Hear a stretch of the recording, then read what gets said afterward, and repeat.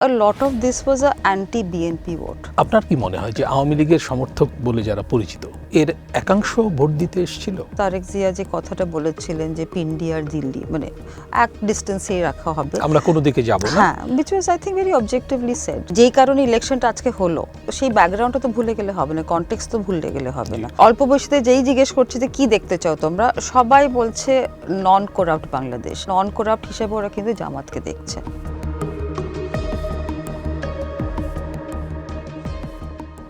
শুধু দর্শক, আজকে আমাদের স্ট্রিম টকে একজন বিশেষ অতিথি আমাদের আমন্ত্রণে সাড়া দিয়ে এসেছেন। তিনি হচ্ছেন শ্রী রাধা দত্ত। বাংলাদেশ ভারত সম্পর্কের দিকে দৃষ্টি রেখে অনেক কাজ করেছেন, গবেষণামূলক কাজ। উনি আন্তর্জাতিক সম্পর্কের অধ্যাপক এবং বাংলাদেশে সুপরিচিত।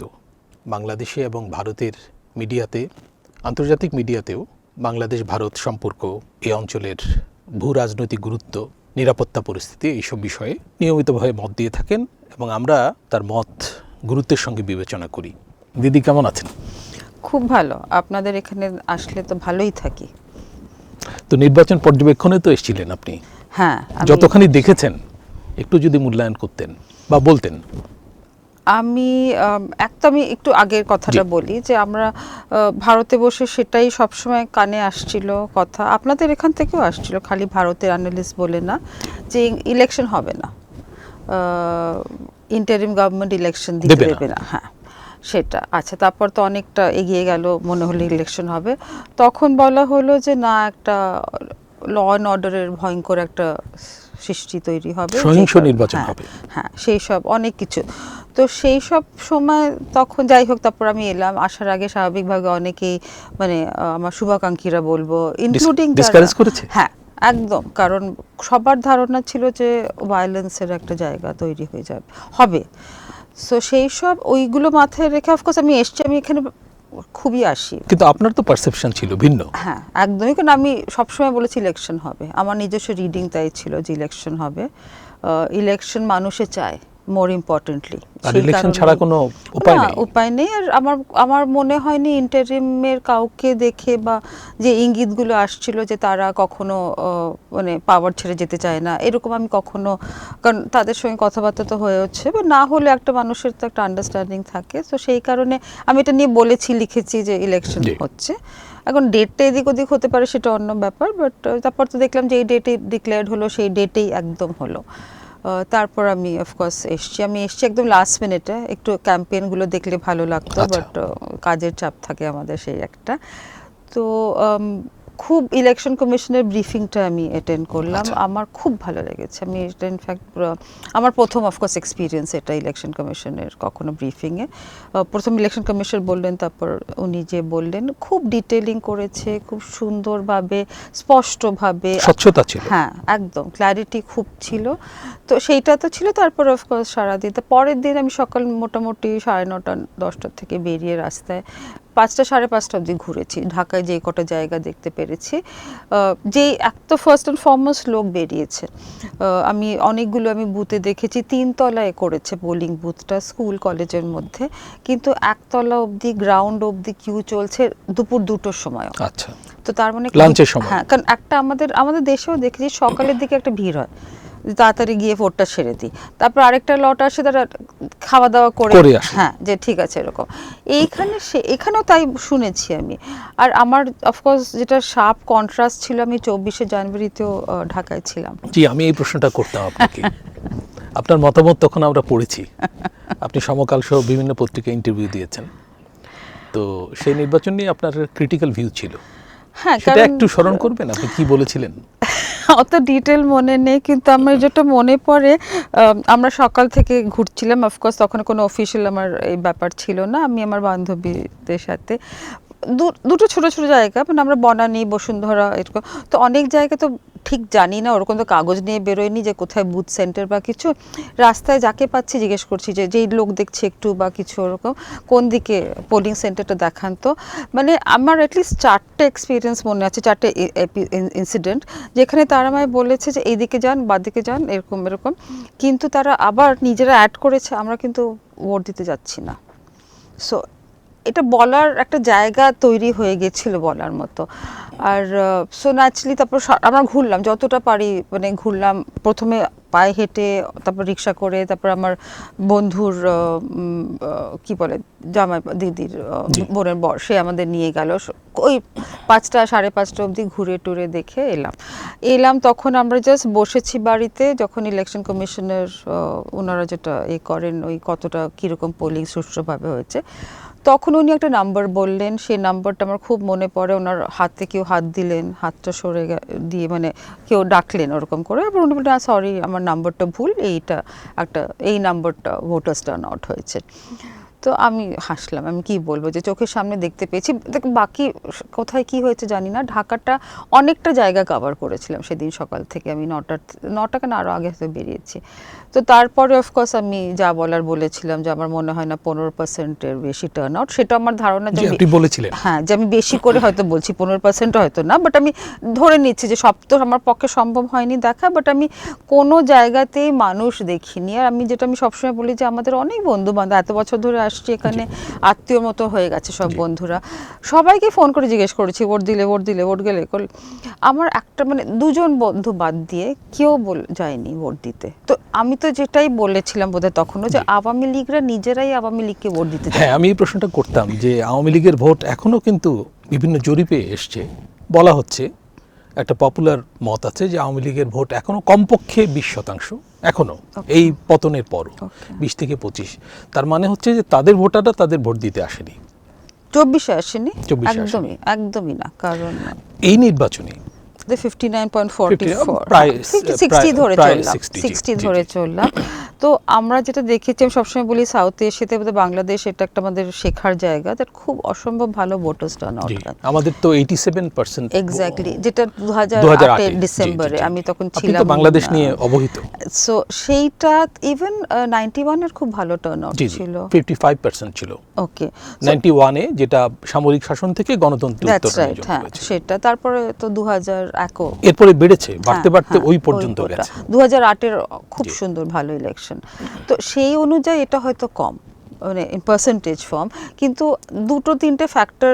আমি ইনফ্যাক্ট একটা হালকা করেই বলছি কথাটা, এটা যদি আমাদের দেশে হতো, এটা আমি সাউথ এশিয়া অন্য দেশেও বলেছি, উইকেন্ডে টানা যখন এরকম হয় না, একটা লম্বা উইকেন্ড বেরিয়ে গেল, আমাদের বেশিরভাগ লোক ছুটিতে বেরিয়ে যায়, মানে হয় না ওই বাট এইখানে যেটা দেখলাম যে সবাই কিন্তু ভোট দিতে গেছে মনে করা হচ্ছে না, এখানে যেটা না সেটা হয়তো হচ্ছে, নিশ্চয়ই হচ্ছে না। আমি এখানে খুব মানে আমি সবসময় বলি যে ঢাকা শহর দেখছেন তো ফাঁকা, হ্যাঁ, কিন্তু ফাঁকা, আর প্লাস ধরুন আমার নিজের চেনা জানা বন্ধু বান্ধবরা বিদেশ থেকে এসছে, তারা মানে একজন জানি তারা এখানে ঢাকায় এসছিলেন, বন্ধু বান্ধব আত্মীয়, কিন্তু পোলিং সেন্টার চিটাগং চলে গেছে, হ্যাঁ, ফ্লাইট নিয়ে গেছে, বাসে করে গেছে, গাড়িতে গেছে, মানে যে যার মতো। হ্যাঁ, মানে আমার চেনা জানার কথা বলছি। সো ন্যাচারালি সবাই ইন্টারেস্ট নিয়ে যে যার জায়গায় পোলিং সেন্টারে পৌঁছাতে চেষ্টা করেছে।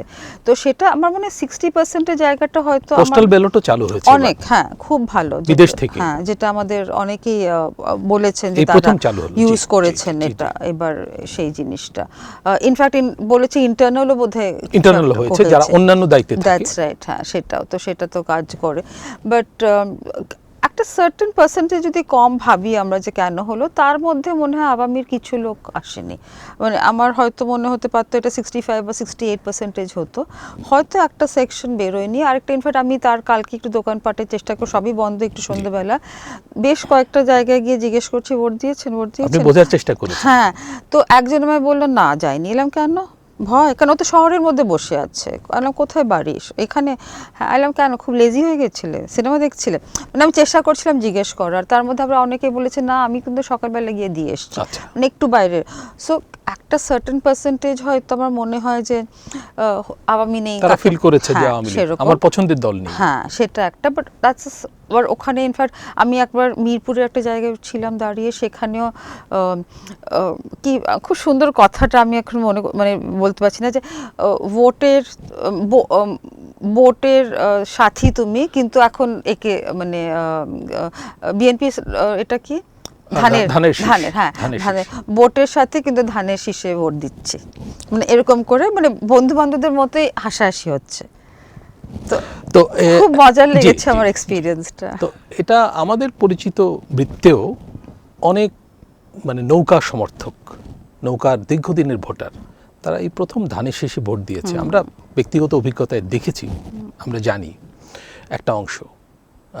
এবং মনে করা হয় যে আওয়ামী লীগ সমর্থকরা, একটা জরিপেও আসছিল যে তারা ভোট দিতে গেলে তারা ধানের শীষকেই ভোট দেবে রাজনৈতিক বিবেচনায়। তো আপনারও কি তাই মনে হয় যে সেরকমটা ঘটেছে?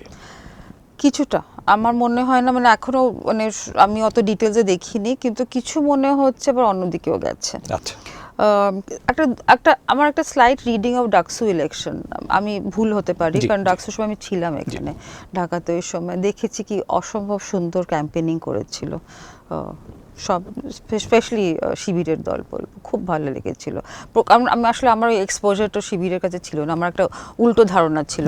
আমি দেখলাম যে ছেলেমেয়েরা মানে হয় না জিন্স পরে কুর্তি পরে সুন্দর পরিষ্কার ভাষায় বলছে, তো সেটা একটা ইমপ্রেশনের জায়গা তো বটে। আর আমার নিজস্ব ধারণা, দেখুন 15 বছর ধরে একটা গভর্নমেন্ট যদি থাকে, অনেক সময় আমরা দেখেছি in terms of student intake বলুন, ভ্যাকেন্সি ফিল বলে, যেই পার্টির সেই পার্টির অ্যাসোসিয়েটেড লোকদের নেওয়া হয়, এভরিথিং বিং ইকুয়াল, মার্কস যদি এ করা হয়। তো আমার নিজস্ব রিডিং দ্যাট ঢাকা ইউনিভার্সিটির অনেক স্টুডেন্ট তো আওয়ামী লীগের অ্যালাইনমেন্ট বলবো বা লয়্যালটি বলবো বা কিছু, তো এতগুলো ভোট শিবির কি করে পেল? সেই সো সেই রিডিংয়ে আমি বলছি তারা চায়নি যে অন্য কোনো দল আসুক, তারা চেয়েছে যে শিবিরকেই, কারণ একটা শার্প কন্ট্রাস্ট। অন্য দলটা তো মোটামুটি নিজেদেরকে একটু, অ্যান্ড সেটা I think fantastic job that's been done by BNP, that যেটা এত আমরা চিরকাল রাইটেস্ট ভেবে দেখেছি, তার আস্তে আস্তে সেন্টার মুভ করেছে, অলমোস্ট সেন্টার লেফটের দিকে এগিয়ে গেছে। আপনার কি মনে হয় যে বিএনপির এবার যে নির্বাচনী প্রচারণা ছিল বা তারেক রহমান সাহেবের যেসব বক্তব্য আমরা দেখেছি, আপনিও লক্ষ্য করেছেন নিশ্চয়ই, আপনি কি মনে করেন যে অনেকে বলছে যে বিএনপি একটা মধ্য ডান দল থেকে একটা লিবারেল ডেমোক্রেটিক পার্টিতে yes. যাওয়ার একটা টেন্ডেন্সি দেখাচ্ছে, Yes. এটা কি আপনার মনে হয়? আমার মনে হয় দেখুন, যতক্ষণ না অ্যাকচুয়ালি পলিসিগুলো না ইমপ্লিমেন্ট করছে বা কিছু বোঝা যাবে না। ইশতেহার কি আপনি ফলো একটু দেখেছি, হ্যাঁ হ্যাঁ, মানে তাতে এত আপনার- লাস্টের দিকে বেরিয়েছে, আচ্ছা, জি, জি। আর হ্যাঁ মানে খুবই শেষের দিকে বেরিয়েছে। আপনি তো বাংলাদেশ নিয়ে কাজ করেন, হ্যাঁ, মানে আপনি নিশ্চয়ই খেয়াল দেখেছি, করেছেন যে হ্যাঁ। ইশতেহারে নতুন কিছু কি চোখে পড়েছে? না, যেটা বোধহয় ডেমোক্রেসি নিয়ে কথা, করাপশন যেটা স্বাভাবিকভাবে যেটা সবার একটা মাথায় ছিল যে ইন্ডিয়াকে নিয়ে খুব ব্যতিব্যস্ত ব্যাপার হবে, সেটা ছিল দেখি। আমি এই প্রশ্নটা করতাম যে হ্যাঁ, ভারতের হ্যাঁ, ব্যাপারে কি কোনো দৃষ্টিভঙ্গিগত কোনো পরিবর্তন যেটা চলছে গণ অভ্যুত্থানের পরে? আমি যেটা বললাম যে আমি ক্যাম্পেইনে তো ছিলাম না, বাট আমি বন্ধু বান্ধব যারা অনেক জার্নালিস্ট বন্ধু ফলো করেছে তাদেরকে বললো না, ইন্ডিয়ার কথাটা খুবই কম। ইনফ্যাক্ট ওই যেটা আছে ইশতেহারের মধ্যে একটা জায়গায় ইন্ডিয়া লেখা আছে, মানে ইন্ডিয়ার সাথে আমাদের নেইবার কাজ করতে হবে, ওরকম প্রতিবেশীর সঙ্গে ওর প্রতিবেশী, হ্যাঁ বন্ধুত্বপূর্ণ সম্পর্ক থাকবে, তো সেই হিসাবে আমরা ওটা ইন্ডিয়াকে ধরে করছি বা কিছু। খুবই ইনফ্যাক্ট যখন 25শে ডিসেম্বরে উনি এসে তারেক জিয়া যে কথাটা বলেছিলেন যে পিন্ডি আর দিল্লি মানে এক ডিস্টেন্সে রাখা হবে, আমরা কোনো দিকে যাব না, হ্যাঁ, which was I think very objectively said that আর বিএনপির তো স্লোগান হচ্ছে সবার আগে বাংলাদেশ, আপনি লক্ষ্য করেছেন? হ্যাঁ নিশ্চয়ই, সবার আগে জামাতের একটা খুব সুন্দর না, জি, সবাই মিলে দেশ গড়ি, হ্যাঁ। সো আমার মনে হয় দেখো, এক্ষুনি বাংলাদেশের যেরকম সিচুয়েশন, একটা তো ইকোনমিক স্টেবিলিটি আনা সবচেয়ে প্রায়োরিটির একটা ব্যাপার, তো সব পলিটিক্যাল পার্টির বোধহয় সেটা একটা ফোকাস হবেই এখন। তো সেই কারণে যে আপনি যে কথাটা বললেন যে লিবারেল ডেমোক্রেসির দিকে যাচ্ছে কিনা, একটা তো আমরা সবসময় পারসেপশন থাকে যে Awami League was that liberal democracy, তো সেটার একটা ভ্যাকিউম হয়ে গেছে। এখন আমরা আর্গিউ করতে পারি যে লিবারেল ডেমোক্রেসি ছিল না গত 10 বছরে, কিন্তু লিবারেল ডেমোক্রেসির নামে অন্য কিছু হয়েছে, তো সেই জায়গাটার ভ্যাকিউম যেটা হয়েছে সেটা স্বাভাবিকভাবে বিএনপি রিইনভেন্ট করতে চাইছে, নিজের জায়গা করে নিতে চাইছে। Also the very early decision to delink from Jamaat, তাই না? এটা তো একটা, সেটাও একটা রিফ্লেকশন হয় যে ওরা কেন এটা করতে চেয়েছে, জানে যে এবার আমাদের একটা অন্য তৈরি করে নিতে হবে জায়গা। এখন সেটা অফকোর্স পলিসি ওয়াইজ কতটা ইমপ্লিমেন্ট করা যাবে, করবেন তা না, সেইগুলো ভাবতে হবে, but definitely I think they have moved away from the আগের যে অ্যালায়েন্সগুলো ছিল, সেইটা একটু নতুন করে ভাবনা চিন্তা। বিএনপি তো একসময় জামায়াতের সাথে একদমই পুরোটাই সরকার গঠনও করেছিল সব সময়। আমি ইনফ্যাক্ট আমার প্রথম বইতে আমি মনে আছে আমি লিখেছিলাম জামাত তো কুইন মেকার বাংলাদেশে। প্রথমবার ইনফ্যাক্ট আওয়ামীকে তো আউটসাইড পার্লামেন্ট সাপোর্টও দিয়েছিল জামাত। সো জামাতের একটা সবসময় রোল থেকেই থাকে ইভেন গভর্নমেন্ট ফরমেশনের ব্যাপারে। এবং এরশাদ শাসনামলে আওয়ামী লীগের সঙ্গে ইলেকশনে গিয়েছিল জামায়াত, যে ইলেকশন বিএনপি বর্জন করেছিল। হ্যাঁ, হয়নি। আপনার মনে আছে নিশ্চয়ই 86 এর ইলেকশন, ইয়েস, যেখান থেকে বেগম জিয়ার আপোষহীন ভাবমূর্তি তৈরি হলো। ঠিক ঠিক, হ্যাঁ। তারপর তো অফকোর্স অন্য কিছু আরো মানে জিনিসটা ভালো দিকেই তারপরে এগোলো। তো জামায়াতকে কিভাবে দিদি আপনি মূল্যায়ন করবেন? আপনি এই লাস্ট এই যে ইলেকশনে জামায়াতের যে প্রচারণা এবং বিশেষ করে জামায়াতের ডাক্তার শফিকুর রহমানের নেতৃত্বে অনেকে বলছে যে জামায়াত একটা মেইন স্ট্রিম একটা পলিটিক্যাল পার্টি হিসেবে এমার্জ করেছে, এবং জামায়াতও তার ইমেজ পুনর্নির্মাণ করতে চাচ্ছে নানা রকম ইনক্লুসিভ পদক্ষেপ নিয়ে। ঠিক ঠিক, এবং এর সুফল সে পেয়েছে। আমরা তো দেখতে পাচ্ছি, যদিও অসমর্থিত খবর, জামায়াত এককভাবে দল হিসেবে, জোট হিসেবে না, 32% ভোট পেয়েছে আমরা এই পর্যন্ত জানতে পাচ্ছি। যেটা সর্বোচ্চ ভোট ছিল তার 91 সালে 12%। আপনি নিশ্চয়ই জানেন।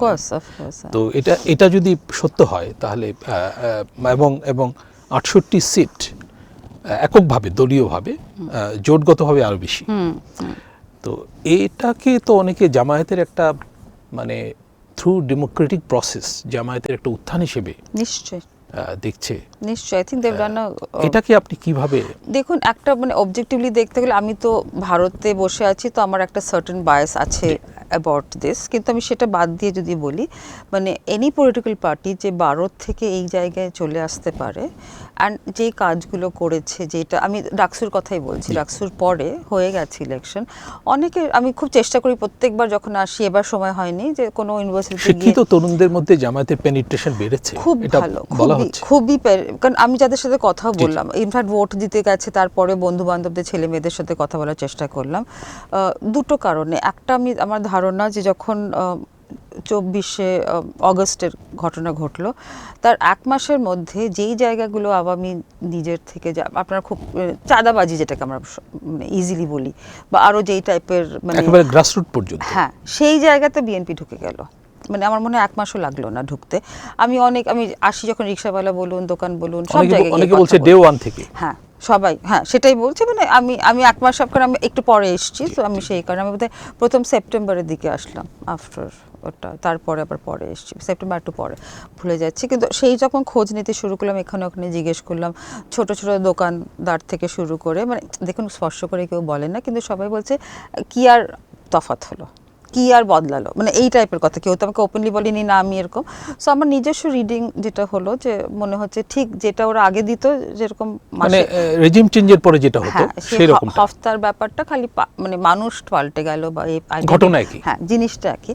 সেই জায়গায় বোধহয় জামাতের জায়গাটা খুব ওই ছিল, দ্যাট ওরা কখনো ওটার মধ্যে ঢোকেনি। আমরা শুনেছি যে অনেক ভায়োলেন্সের জায়গা হয়েছে। আমি ইনফ্যাক্ট আসি যখন, চেষ্টা করি ডক্টর তাহেরের সাথে কথা বলতে, উনি আমাকে বারবার বলেছেন যখন ভায়োলেন্সের খবর পাবেন, আপনার যদি মনে হয় ওটা জামাত, আমাকে ফোন করুন, আমাকে জানান। মানে he has that confidence that না, এটা জামাত এখানে এটা করেনি। কিন্তু একটা পারসেপশন আছে দিদি, সেটা হচ্ছে যে জামায়াত নিজে করেনি মব ভায়োলেন্স, কিন্তু অন্যকে দিয়ে করিয়েছে, অনেকটা বিজেপি স্টাইল। এক্সাম ঠিক, বিজেপি উত্তরপ্রদেশে যেভাবে করিয়েছে, আপনি তো এই বিষয়ে হ্যাঁ সেটা ঠিক, আমার চেয়ে অনেক বেশি অবহিত। না মানে এটা তো একটা রেপুটেশনের ব্যাপার আছে, যেটা করাই ঠিকই, কিন্তু আবার সো একদিকে যে এই জায়গাটা, যেটাখানে ওই জায়গাটাতে আবার বিএনপি ঢুকে গেল, সো বাট জামাত ওই জায়গাটাতে ঢোকেনি। তো that was I think specially ইউথের, আমি যত ইনফ্যাক্ট আমি ওখানে যেই কটা সেন্টারে যাচ্ছিলাম, সব প্রেস তো ঘুরছিল, অল্প বয়সীতে যেই জিজ্ঞেস করছে যে কী দেখতে চাও তোমরা, সবাই বলছে নন করাপ্ট বাংলাদেশ। মানে ওটা একটা প্রায়োরিটি জায়গা। সামহাও ওই জায়গাটা এখন কতটা সত্যি কতটা মিথ্যে যায় না, নন করাপ্ট হিসেবে ওরা কিন্তু জামাতকে দেখছে এখনো অবধি। এখন সেরকমই একটা, অলসো তারা কখনো গভর্নমেন্ট ওই মানে 2006 বাদ দিয়ে তো ওরা কখনো এতে ছিল না, সেই কারণে ওদের মানে it's easier to have a clean image in that sense.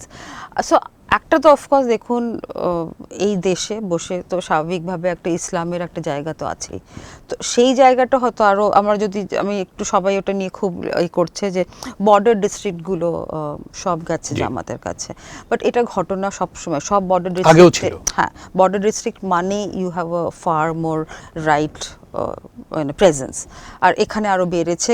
একটা ডিরেক্ট একটা ব্যাপার আছে ইন্ডিয়া বর্ডারের দিকটা স্পেশালি। সো একদিকে একটা রিলিজিয়ন কন্টেন্ট তো আছে এই দেশে, সেটা ডিনাই করলে চলবে না। আমরা ঢাকায় বসে সেটা হয়তো ভারতেও বুঝি না। আছে। হ্যাঁ, অফকোর্স, আর সেটা আরবান সেন্টার্সে অত বোঝা যায় না, জি। বাট আরও যত ভেতরে ঢোকেন সেইগুলো, তো এখানেও সেম জিনিসটা।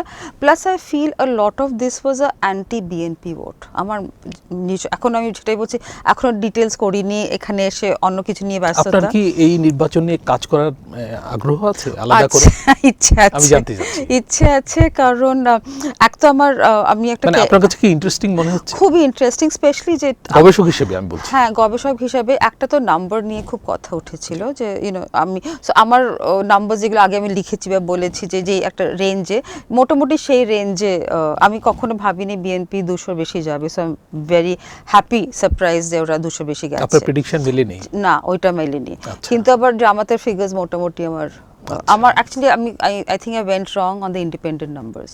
আচ্ছা। আমি ওদেরকে বেশি ভেবেছিলাম, কারণ আমাকে মনে হচ্ছিল কথা বলে যা বুঝতে পারছিলাম। দেখুন, ওখানে বসে মানে শেষ পর্যন্ত মার্কাই বিবেচনা হয়েছে। ইন্ডিভিজুয়াল জিনিস, মানে ক্যান্ডিডেটকে ভোট দেওয়া হবে, সেরকমই একটা আমার ইমপ্রেশন চলছিল। যেই কারণে আমি ভাবছিলাম যে ইন্ডিপেন্ডেন্ট, যেইগুলো ধরুন ওই যে 72 জন বিএনপির বিদ্রোহী প্রার্থী ছিল অনেক। সেই ওটার আমার রং ক্যালকুলেশন গেছে। আমি আই নো কিন্তু তারা হয়তো জামায়াতের বিজয়ে ভূমিকা রেখেছে, সেটা হতে পারে। হতে পারে। সো সেটাই বলছি, এখন একটু বসে এটা করতে হবে। আমার খুব ইন্টারেস্টিং ইলেকশন কিন্তু, and first time Jamaat is a main stream party. And আমার মনে হয় মানে আমি বলছি এই জিনিসগুলো, পরে আমাকে কেউ বলবে যে আই থিঙ্ক যদি গভর্নমেন্ট স্টেবল থাকে, I feel actually consequential election কিন্তু 31-এরটা। হোপফুলি যখন আমরা যাকে সব কটা পলিটিক্যাল পার্টি যেই জায়গা আছে, এখন তো আমরা জানি একটা পলিটিক্যাল পার্টি নেই। আমি এই কথাটা আসতে যাচ্ছিলাম যে অনেকে বলছে কিন্তু যে এটা একটু ইমপারফেক্ট ইলেকশন, অপূর্ণ যদি বাংলা বলি, যেহেতু আওয়ামী লীগ এবং কোনোভাবেই আওয়ামী লীগ নেই। এমনকি আপনি যেটা বলছিলেন, আমরাও জানি যে আওয়ামী লীগের সাপোর্টার যারা পরিচিত, সাপোর্টার বলে আসলে এইভাবে তো ভাগ করা ঠিক না, কে কাকে ভোট দেবে, এটা গোপন বিষয়। তারপরেও আমরা একটা তো বুঝি, তো তারা নির্বাচনে সেভাবে পার্টিসিপেট করেনি, সেই জন্য নির্বাচনটা সুষ্ঠুভাবে হলেও এটা একটু ইমপারফেক্ট ইলেকশন অনেকে বলছে। আপনি কিভাবে দেখেন এটা?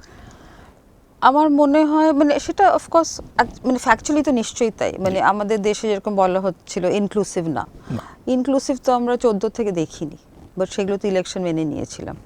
সো এটা ইনক্লুসিভ না নিশ্চয়ই, কিন্তু এখন যেটা সিচুয়েশন বাংলাদেশে, ইনক্লুসিভ হওয়ার জায়গা ছিল না। মানে যেই কারণে আজকে মানে বাস্তবতা এটাই ছিল। হ্যাঁ, যেই কারণে ইলেকশনটা আজকে হলো, যেটা হলো, সেটার তো সেই ব্যাকগ্রাউন্ডটা তো ভুলে গেলে হবে না, কনটেক্সট তো ভুলে গেলে হবে না।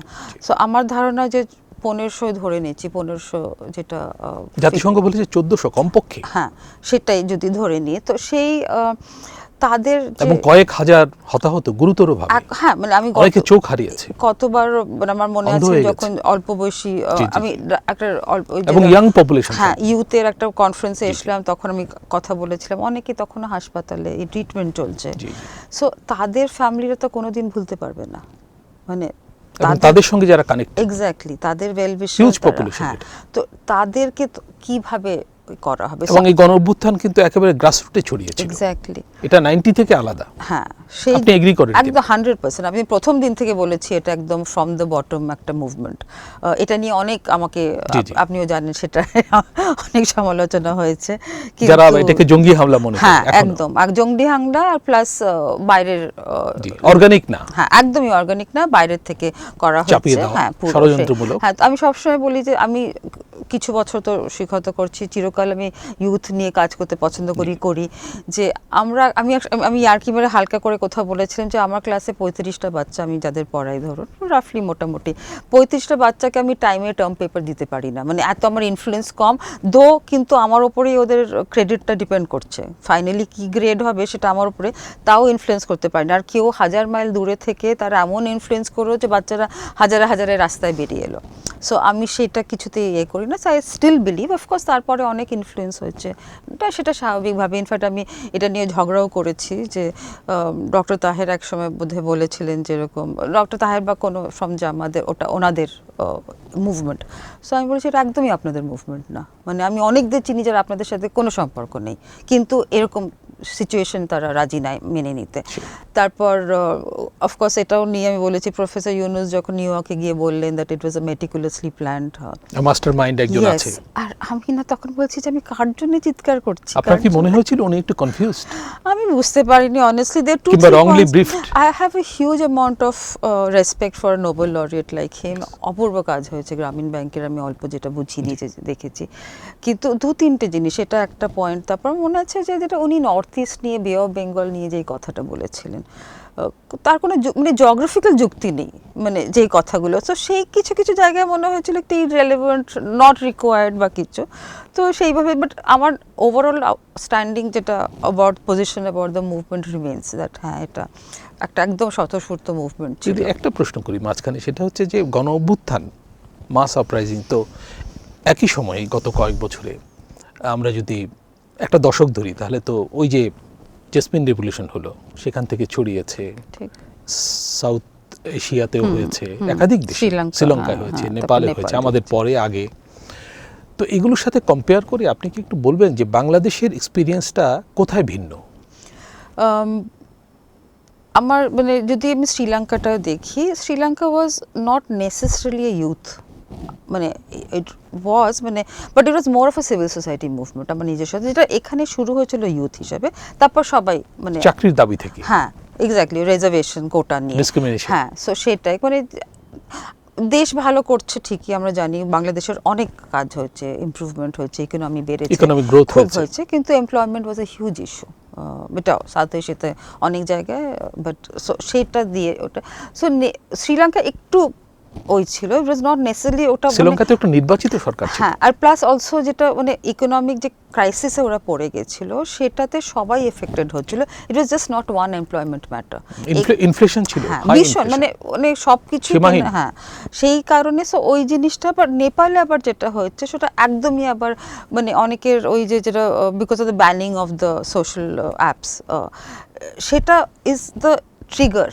কিন্তু অগেন আপনি যদি দেখেন নেপালের এমপ্লয়মেন্ট ওয়াজ আ রিজন, যে দেশটা হয়তো, বাট অলসো ওরা ফেড আপ হয়ে গেছিলো, প্রত্যেক 6 মাসের মতো মানে রাউন্ড টেবিলের জিনিসটা ঘুরছে, তাদের কোনো স্টেবিলিটি পাচ্ছে না, তারা গভর্নমেন্ট আসছে কিন্তু কোনো অ্যাকাউন্টেবিলিটি পাচ্ছে না। নেপালে তো দিদি কিছু রিফর্মস হয়েছিল, হ্যাঁ, সেই রিফর্মসের সুফল কি নেপাল পায়নি? না, একদমই পায়নি। কারণ আপনি দেখুন না যে এত বছর ধরে একটা মুভমেন্ট হলো, লেফট মুভমেন্টটা, তো তারপর সোশ্যালিস্ট মানে they move from a monarchy to a republic, কিন্তু কিছু বছরের মধ্যেই তো সবার মিলেমিশে গেল কোথায় যেন, মানে একটা সিট ধরে রাখার জন্য যে যার মতো কোলিশন করে চলেছে, ঘুরছে খালি বারবার, মানে সবাই আক্রান্ত হয়েছে।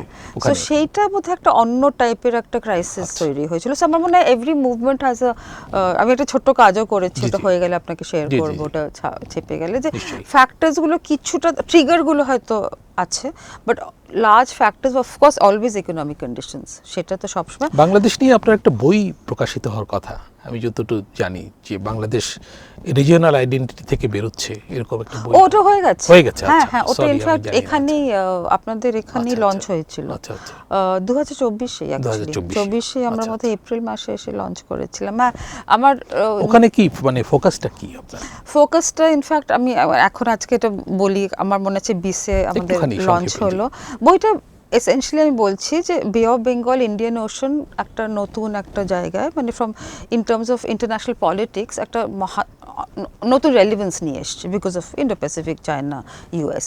সেই জায়গায় আমি বলেছিলাম, এই বইয়ের সেটাই আর্গুমেন্ট ছিল, দ্যাট বাংলাদেশ একটা খুব অদ্ভুত একটা ক্রিটিক্যাল জায়গায় হোল্ড করে, and Bangladesh always was boxed in as a small nation, যেটা কোনোভাবে ক্রাইটেরিয়াতে মিট করে না, কিন্তু পপুলেশন দেখুন, জিওগ্রাফিটা স্মল হয়তো হতে পারে, কিন্তু in terms of its growth and everything খুবই ভালো করছিল সাউথ এশিয়াতে। একসময় তো 1918 তো বোধ হয় I think the second fastest growing in Asia ছিল, চায়নার পরে। সো সেই সব কারণে এটা স্মল কিছুতেই, আমি সেই আর্গুমেন্টটা ছিল। প্লাস আমি যেটা এখানে এই বইটার ফোকাস ছিল, দ্যাট এরা কতটা মানে ইউএস কতটা একে চায়, চায়না, ইনফ্যাক্ট আমার মনে হচ্ছে অস্ট্রেলিয়া থেকে একটা পেপার করা হয়েছিল যে অস্ট্রেলিয়া বললো সে যখন দেখলো যে সত্যি কেন কাজ হয়নি বাংলাদেশের সাথে আমাদের, মানে আমাদের তো কনভার্জেন্স আছে। সো সেইভাবে বইটা করা হয়েছিল যে Bangladesh is no more just a South Asian neighbour আমাদের জন্য, it's an entity who will has a far greater leverage with, and because বাংলাদেশের চিরকালে একটা ব্যাপার ছিল যেটা ফ্রেন্ডশিপ উইথ অল, সেই ব্যাপারটা ওরা সত্যি করতে পেরেছিল irrespective of what ever government. সবসময় ফরেন পলিসিটা মোটামুটি এক জায়গায় গেছে, মানে একটা রোবাস্ট ওয়েতে এগিয়েছে, যেই কারণে চায়নার সঙ্গে দেখুন এত ভালো সম্পর্ক হয়ে গেছিল 75-এর পরে, কিন্তু ডেট সার্ভিসের প্রবলেমে ভোগেনি চায়না বাংলাদেশ, যেটা নেপাল ভোগেছে, যে শ্রীলঙ্কা, মলডিভস, মানে সাউথ এশিয়াতে পাকিস্তান তো আমি ছেড়েই দিচ্ছি কথা। At the same time US এর সঙ্গে ইন্ডো প্যাসিফিক আউটলুক করা হলো। আমার মনে হচ্ছে সে একটা কনফারেন্স হলো, আমি এলাম সেখানে বলতে যাই, আমি বললাম যে বে অফ বেঙ্গল আউটলুক না কেন, আমি বলেছিলাম সেটাতে আমাকে এবার কেউ আমাকে রিমাইন্ডার দিলেন যে আপনি এই কথাটা তখন বলেছিলেন যে বে অফ বেঙ্গলটা তো মানে প্রাইম ফর বাংলাদেশ, অফকোর্স বে of Bengal is part of Indo Pacific. So সেইভাবে বইটাকে দেখা হয়েছিল। আর আমার তখন আমার একজন একটা ক্রিটিক ইন দ্য বোধহয় বিসের অডিটোরিয়ামে বলেছিল, হাউ কাম এখানে আওয়ামী লীগ নিয়ে ডিসকাশন হয়নি বা শেখ হাসিনা? আইলাম because the irrelevant, it's just a government, এটা দেশের আমি একটা অন্য দিক ভাবে দেখছি। তো এখন মানে আপনি দেশ, জনগোষ্ঠী, ইকোনমিক গ্রোথ, এই পার্সপেক্টিভ থেকে। জি, তো দিদি শেষ প্রশ্ন আপনাকে করি, সেটা হচ্ছে যে বাংলাদেশ তো একটা নির্বাচিত সরকার পেতে যাচ্ছে এবং 2/3 মেজরিটি সরকার, তো এই সরকার শক্তিশালী হবে এটা তো ধরেই নেওয়া যায় সিদ্ধান্ত গ্রহণ এবং বাস্তবায়নে। আবার এই সরকার নিয়ে কিন্তু দুশ্চিন্তাও আছে, যেহেতু আমাদের 2/3 মেজরিটি সরকার একাধিক নিয়ে অভিজ্ঞতা ভালো না। আপনার মানে আপনার কোনো পরামর্শ থাকবে কিনা এই ব্যাপারে? না, আমি পরামর্শের একদমই জায়গা নেই, কিন্তু আমি আমার হালকা রিডিং হচ্ছে যে এবার মনে হয় যে একটা আমরা এত বছর ধরে দেখে এসেছি যে অপোজিশন চিরকাল পলিটিক্সটা পার্লামেন্টের বাইরে করেছে। আমি আশা রাখছি দ্যাট এই অপোজিশন একটা শক্তিশালী অপোজিশনও পাচ্ছি আমরা, হ্যাঁ সেটা খুব ইম্পর্ট্যান্ট। আর তারা খুব নিজেদেরকে একটা রিক্রিয়েট করতে চাইছে, মানে রিইনভেন্ট করতে চাইছে যে আমরা একটা রেসপন্সিবল এন্টিটি, পলিটিক্যাল পার্টি। তারা নিশ্চয়ই আমি চাই, মানে আমি আশা করি যে তারা ভেতরে থেকেই যেটা করবে। সো সেই প্রেশারটা যদি ওরা রাখতে পারে, যেটা আমরা 2/3 মেজরিটির গভর্নমেন্ট আগের দেখেছি, তারা একদম ধূলিসাৎ করে দিত অপোজিশনকে, সেই জায়গাটা হবে না। প্লাস আপনি যেটা বলছিলেন যে তারিক জিয়ার আমরা যা যা শুনেছি আপাতত সাউন্ডস এক্সট্রিমলি সোবার, ম্যাচিওর, অবজেক্টিভ। মানে আমার খুব মনে হয় যে আমরা I think it's a good time to forget the past, not forget যে আমরা লেসন্স শিখেছি, কিন্তু কি কি হয়েছে সেটা নিয়ে ধরে না থেকে এখন কি করা যেতে পারে। অ্যান্ড ওনার নিশ্চয়ই খুব ভালো টিম হবে, উনি মানে এতদিন ছিলেন না, একটা বাইরে থেকে তো একটা অবজেক্টিভ পার্সপেক্টিভে তৈরি হয়ে যায় না, you are away from it, far away. তো তুমি বোধহয় দেখতে আই এম ভেরি আপবিট যে আগের যে টিপিক্যাল যে আমরা পলিটিক্যাল ভিন্ডিকেশন বলুন, যেগুলো আমরা সবসময় দেখে থাকি, আপনি নতুন কিছু দেখতে আগ্রহী? হ্যাঁ, আমার মনে হয় স্পেশালি আমি যেটা বলছিলাম যে ইউথ যারা হয়তো পলিটিক্স করছে না, মানে এনসিপি না, যারা অ্যাক্টিভ না, কিন্তু মানে মোবোক্রেসিটা বাদ দিয়ে অফকোর্স সেটা একটা অন্য লেভেলে চলে গেছিলো, যে ইউথের একটা প্রেশার থাকবে, কারণ তারা দেখতে চায় অ্যাকাউন্টেবল, একটা ট্রান্সপারেন্ট, একটা নন করাপ্ট গভর্নমেন্ট দেখতে চায়। So some way or the other. হ্যাঁ, আর আপনাদের এখানে যেটা অসম্ভব একটা সুন্দর জায়গা চিরকাল হয়ে এসছে সিভিল সোসাইটি, যেটা এত সুন্দরভাবে তারা কাজ করেছে। মাঝখানে অফকোর্স একটু আমি জানি ফর হোয়াট এভার রিজনস কিছু বছর একটু কম দেখেছি অ্যাক্টিভ, বাট আই হোপ যে ইউথ তাদের থ্রুতে হোক। আপাতত অনেকগুলো প্ল্যাটফর্ম তৈরি আছে এখানে, মানে আউটসাইড দ্য পার্লামেন্ট অলসো, যেখানে একটা সোসাইটাল পলিটিক্যাল প্রেশার থাকবে, যেটা actually will help the government also. মানে দেখুন, প্রমিস করা একটা, ওটাকে ইমপ্লিমেন্ট করার একটা, তো সেটা যতটা মানে একদম সব প্রমিস ইমপ্লিমেন্ট করা জানে না, কারণ অনেক কিছু ডিফিকাল্টি থাকে inherent in a system. But আমি খুব আশাবাদী দ্যাট এখন নতুন প্রাইম মিনিস্টার একটা I think has a fresh outlook, and I am very confident that ওনার যেটা মানে যা অ্যাডভাইসেস বলুন, এখন অফকোর্স আমরা জানি না ক্যাবিনেট কারা হবে, নিশ্চয়ই খুব গণ্যমান্য ব্যক্তি হবে। একটা প্রশ্ন কিন্তু এসেই যায় এখানে, যদিও শেষ বলেছিলাম তারপরও সম্পূরক, সেটা হচ্ছে যে পলিটিক্যাল রিকনসিলিয়েশন, এটা তো আলোচনা হচ্ছে দুই দিক থেকে। একটা হচ্ছে যে আওয়ামী লীগের ইনক্লুশন কিভাবে হতে পারে, আপনি বলেছেন যে পরের নির্বাচন হয়তো আরও বেশি অংশগ্রহণমূলক হবে, সেটা কিভাবে নিশ্চিত করা যায়। অবশ্যই বিচার অব্যাহত রেখে, পাশাপাশি ভারতের সঙ্গে সম্পর্কের যে গুরুতর অবনতি হয়েছে গণঅভ্যুত্থানের পর, আপনি যেটাকে বলেছিলেন যে গভীর নিদ্রায় চলে গেছে, তো এই বিষয়ে একটু আলোকপাত করে আমরা শেষ করব। আমার মনে হয় কোথাও একটা না, আমি গোট রিপিট মাই সেলফ, যে আমি বলেছিলাম যে শেখ হাসিনা যদি একটু রিমোস এক্সপ্রেশন করতেন, বলতেন, জানাতেন, মানে যা হয়েছে দেখে ডিনাই করে তো লাভ নেই, কিন্তু ডিনাই করে চলেছে ফর এখন অবধি যা কানে আসছে, বা উনি যদি স্টেপ ডাউন করেন আওয়ামী লিডারশিপ থেকে, আমি শিওর তাহলে লোকরা, মানে অফকোর্স আরও অনেক লোক আছে যারা আপনি যেটা বলছেন, যেটা লিগ্যাল প্রসেসে মানে যুক্ত, যারা তাদের সেই হয়তো legal has to, law has to take its own course, সেটা অন্য। বাট মানে আওয়ামী লীগ তো একটা মানে historically the largest party of Bangladesh, তাই না? তো সেই জায়গাটা তো মুছে দেওয়া যায় না। তো এখন কীভাবে, আই এম সো গ্ল্যাড যে বিএনপি রিকনসিলিয়েশনের কথাটা তুলেছে, নিজেরাই তুলেছে। এনসিপিও কিন্তু তার ইশতেহারে ট্রুথ অ্যান্ড রিকনসিলিয়েশন কমিশন করবে বলেছে। I think it's a fantastic way, I think it's খুবই, আমি বলবো খুব গুড স্পিরিটে কথাগুলো যেটা হয়েছে, আমি এটা দেখিনি, মিস করেছি এনসিপির এটা, বাট আই থিঙ্ক এটা সবাই বুঝতে পারছে দ্যাট, মানে সবাই তো একটা সুস্থ, যারা কোনো অপরাধ করেনি, এক্স্যাক্টলি, কেন তারা কেন পলিটিক্যাল প্রসেসের বাইরে থাকবে। অনেক আপনারা জানেন অনেক জায়গায় ছড়িয়ে ছিটিয়ে তারা আছে, তাদের মানে কি বলবো, সবার প্রতি যে ন্যায় বিচার হচ্ছে তা তো না, একদমই না। হ্যাঁ, আর আমি আশা করব এটাও যে দেখুন এতগুলো অ্যারেস্ট হয়েছিল এই 18 মাসে 17 মাসে, অনেকগুলোর তো হাতে নিশ্চয়ই খুন লেখা নেই, কিন্তু কি কারণে তারা এখনো কোনো চার্জশিট হয়নি, কতগুলো কেস আমি যেগুলো কেন জামিন হবে না, হ্যাঁ সেটাই তো, সেইগুলো একটু যদি মানে দেখা যায় নতুন সরকার, হোপফুলি আই বিলিভ দ্যাট এটা করা, মানে আমি শিওর তাদের, আমি এত দূর থেকে দেখে বসে বলছি, তা নিশ্চয় যারা এটা রোজ ঘাটছে তাদের কাছে এটা আছে। বাট ভারতের জায়গায় আসি, যে আমি জানি যে ভারতের, আমার খুবই মানে কি বলবো, যে প্রফেসর ইউনূসের সময় ইন্টারিম গভর্নমেন্টের সঙ্গে কাজ করা যায়নি, কেন করেন, দুদিকে খুবই অসুবিধা হয়েছে। মানে আমরা জানি, দেখো সিম্পল জিনিস লাইক মেডিকেল ভিসা, কত লোকের অসুবিধা হয়েছে। আমি এবারও এসছি, আমি ওষুধ নিয়ে এসছি লোকজনের জন্য, মানে আমি সেটাই বলছি যে আশা করছি সেই জায়গাটায় একটা, স্পেশালি আমি যেটা দেখেছি, ইন্ডিয়ার response has been so far very good. আমি এক্ষুনি শুনলাম, আমি জানি না আপনি বলতে পারবেন, দ্যাট বোধহয় সোয়ারিং ইনে ইন্ডিয়াকে আমন্ত্রণ জানানো হয়েছে, আমি এখনো ফলো করি, হতে পারে, এক্ষুনি শুনলাম, এই এক্ষুনি, জানি না, যদি কেউ আসে আমাদের খুব ভালো হবে।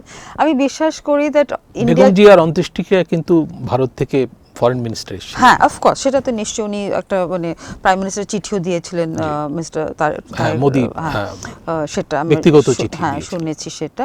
তো আমি বিশ্বাস করি, যদিও ইন্ডিয়া এটাকে ইনক্লুসিভ ইলেকশন হিসেবে মানে না, কিন্তু ওরকম কোনো স্টেটমেন্ট আর আসেনি, ইলেকশনের আগে অবধি এসছে, তারপরে আর আমরা কিছু শুনিনি।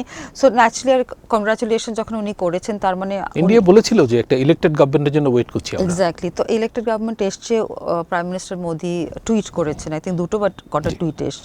So clearly I am very again upbeat, আমার ধারণা যে দুটো দেশ একসঙ্গে কাজ করতে চাইবে, কারণ দুজনের পক্ষে, আর আমি এটা সবসময় বলি, আমি আজকে আবার রিপিট করব, that India Bangladesh is ডেস্টিন to work together, মানে দুজনের ভালোর জন্য দুজনকে একসঙ্গে কাজ করতে হবে, মানে there is no other way out. তোমরা ঝগড়াঝাটি করে টাইম ওয়েস্ট করতে চাইলে ওয়েস্ট করো, কিন্তু ফাইনালি কিন্তু একসঙ্গে এগিয়ে যেতে হবে, ওটাই তোমাদের মানে ইয়োর ডেস্টিনি লাইজ দেয়ার। ধন্যবাদ শ্রীরাধা দত্ত। দর্শক, আপনারা অনেকক্ষণ নানান ইস্যুতে ডক্টর শ্রীরাধা দত্তের বক্তব্য শুনলেন, আশা করি আপনাদের ভালো লেগেছে বরাবরের মতো। আমরা দিদিকে ভবিষ্যতে যদি আবারও পাই বাংলাদেশে, আমরা নিশ্চয়ই চাবো যে উনি এখানে আবার আসবেন এবং তখনকার পরিস্থিতি নিয়ে কথা বলবেন। আপনাদের অনেক ধন্যবাদ।